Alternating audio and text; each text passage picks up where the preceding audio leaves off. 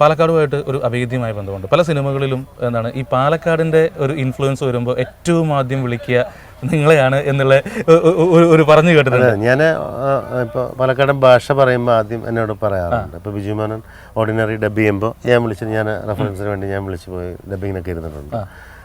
Jayaraman full ഒരു മാസം ഞാൻ ഉത്സാഹ കമ്മിറ്റി. ഇപ്പോഴും പല സിനിമകളും പാലക്കാടൻ ലാംഗ്വേജ് വരുമ്പോൾ ആദ്യം എന്നെ വിളിച്ച് സംസാരിക്കും. അപ്പോൾ ഞാൻ ലാംഗ്വേജ് നന്നായിട്ട് കൈകാര്യം ചെയ്യുന്നതുകൊണ്ട് അത് അവർക്ക് ഇഷ്ടമാണ്. അപ്പോൾ പാലക്കാടിൻ്റെ ഒരു ലാംഗ്വേജ് എന്നുള്ള രീതിയിൽ പക്ഷേ ഞാൻ സംസാരിക്കുമ്പോൾ അതില്ല.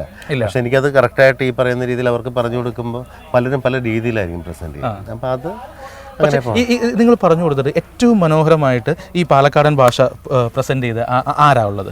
ഏറ്റവും രസകരമായിട്ട് ഏത് സിനിമയിലാണ് വന്നിട്ടുള്ളത്? രസകരമായിട്ടുള്ള ഓർഡിനറി തന്നെ ബീച്ചേട്ടൻ. പക്ഷെ ബീച്ചേട്ടൻ അന്ന് എനിക്ക് തോന്നുന്നു പേടിച്ചിട്ടാണ് അത് ചെയ്തിട്ടുണ്ടാവുക. കാരണം അത് അന്ന് ഇത് വർക്കൗട്ട് സംശയം ഉണ്ടായിരുന്നു.